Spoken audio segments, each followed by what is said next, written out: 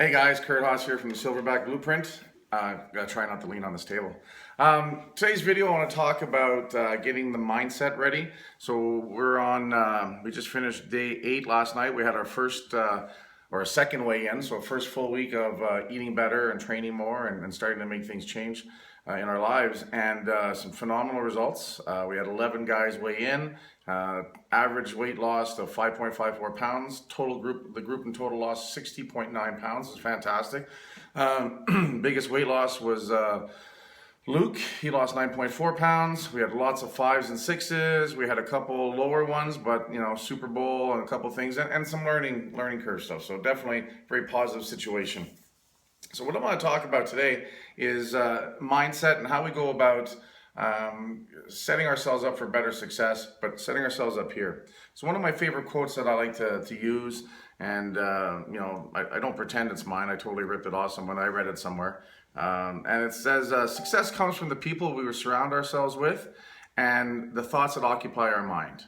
And so you might have heard of it, of the circle of 5, your inner 5, we're the sum of the average of the 5 people we hang around with the most. These are all different plays on the same concept. But basically what it is surrounding yourself with people that are like-minded, but surrounding yourself with people that are doing the things that you'd like to be doing. So one of the reasons why the Silverback Blueprint is effective is because it's a group. It's not just me. It's not just 1 or 2 guys working out. It's a group of guys that are meeting 3 times a week. And what happens is we're stronger as a group than we are individually. We get motivation from each other. We get inspiration from each other. We sometimes, when we hear someone say something that we're actually feeling, it really puts it in a different light overall. Sometimes it makes us feel like, geez, yeah, I get that, that's true. And sometimes too, when we hear someone else coming up with an excuse or some bullshit, and we hear it, other than just being in our head, we hear someone else articulate it, all of a sudden we can be like, it is bullshit. I could have done that, that kind of thing. So hearing someone say that, it personifies it, gives it more meaning to it, gives it life. So at the end of the day, it's a very positive environment. There's a lot of respect, in the group. So it's one of the things that's really going to help keep people moving towards results and towards success and stuff. One of the big things that I want you guys to start doing, going on to the mindset of things, and I've talked about it before, about getting up earlier and establishing a ritual. I know when I first threw that out there and I said, hey, get up an hour earlier, there was a lot of like, oh my God, in people's eyes and stuff. So let's not make it that crazy. But let's start by waking up 20, 30 minutes earlier. So if you normally get up at 6, get up at 5:30. Go to bed a little bit earlier, right? Don't hit the snooze button 3 times. Get out of bed. Find a spot that you can work in that's quiet, that you can have some light, and that you can sit there and be able to be quiet and to work on something overall. The other thing I'd like you to do is, if you can do it by a computer or by a laptop or somewhere where you can actually do some online stuff, it makes it easier. Because what I want you to focus on is the first 10 minutes, I actually just want you to get on the ground and do your mobility warm-up. So that what we do on the ground at Hostile, we warm up with the single leg raises and the scorpions and the bird dogs and cobra child poses and a little bit of lunges. Actually do that. Get that blood flowing. Get that body warmed up and ready, and get it to engage. It's going to make a world of difference. You're going to feel a lot better. You're going to move a lot better, and you're going to wake up a lot more. That's for the first 10 minutes. The second 10 minutes, what I'd like you to do, you can make it very simple. Take a piece of paper and a pen, or use your laptop or whatever you want to do, whatever device you feel comfortable or tools you use comfortable to make some notes. So as I talked to you guys about and I've shown you, I have a journal. It's a man journal. It's not a diary, it's a man journal. But it's where I write my thoughts. I have my rituals that I go through in the mornings and stuff, and different things that I work on. I've showed you guys this before. Very, very important. Where you can spend some time with your thoughts and be honest with yourself. But it's a great way to organize your thoughts and keep everything together so you can go back and reference. And what I'd like you to do for 10 minutes, set a timer on your watch or on your iPhone, or I don't know if a BlackBerry has a timer, I may have, who knows. Set 10 minutes on there, and what the first exercise I want you to start to do is imagine the perfect day for yourself. This is something my business coach Eric had me do when we first started working, but we did it from a business point of view, but it holds true for personal as well. In fact, a lot of times they're really interconnected. But create the ultimate day for yourself.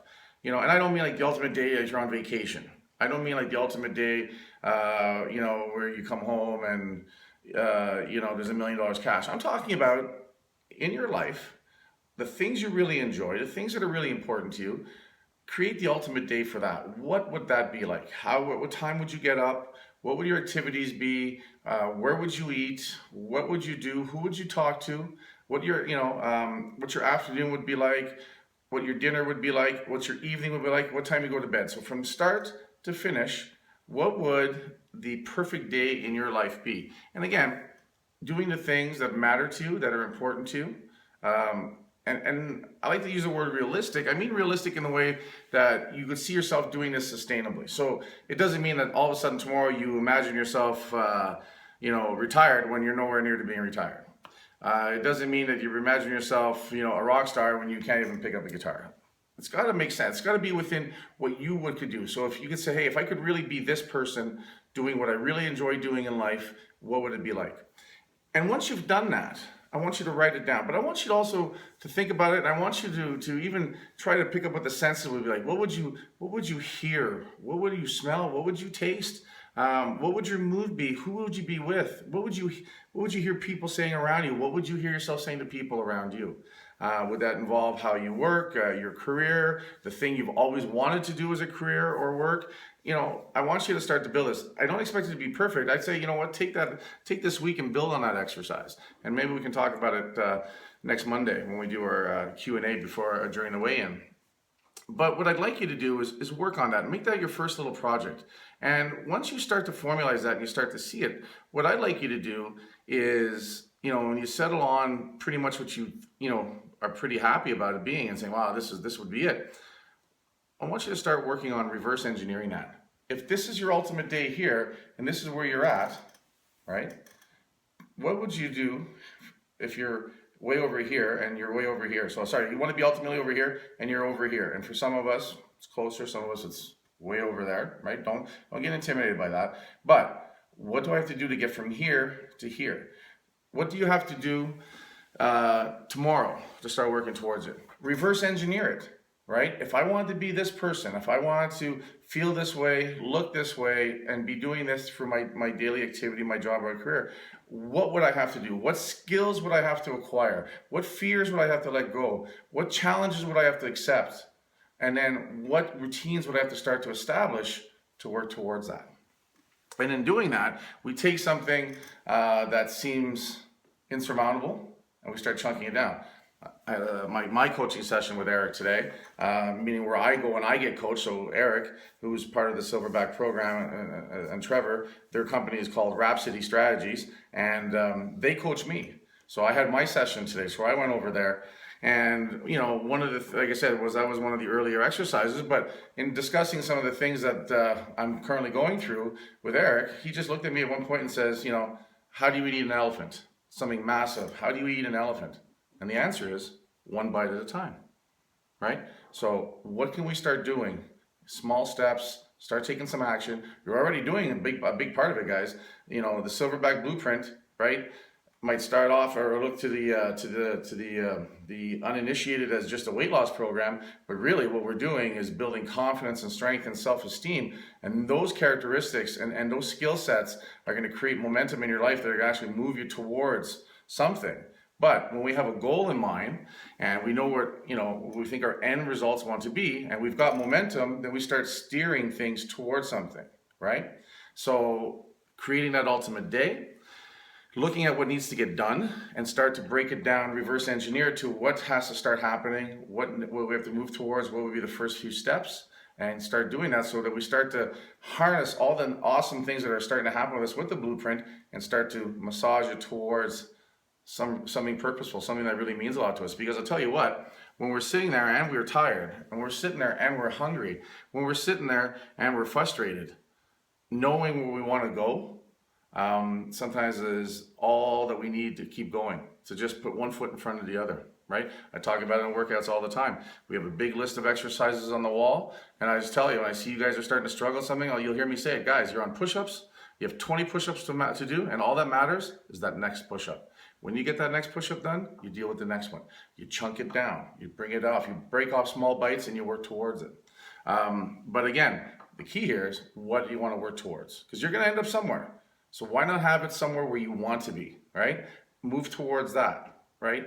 Start putting that together. Start spending some time in here by yourself on some paper and start putting that together. Start crafting what your ultimate day would be like, and then start working towards it. I'll help you. I'll give you any advice I can. I'm working on it. I'm in a much different place than I was 6 months ago, 3 months ago, a year ago, 6 years ago. I'm moving towards stuff. I'm moving towards things. Those of you who've been around me for a while have seen, we're not where we were a few years ago. There's different things happening, right? There's lots of energy, there's lots of positivity, there's lots of excitement, right? Well, that's not by accident. I'm purposely harnessing, creating, building, and moving towards something, right? And you guys stick around long enough, you're going to be along for the ride, so it's going to be really cool. But really, it came down to that very simple exercise that Coach Eric had me do years ago, probably 4 years ago now, creating the ultimate day. And it's something that every once in a while I go back to.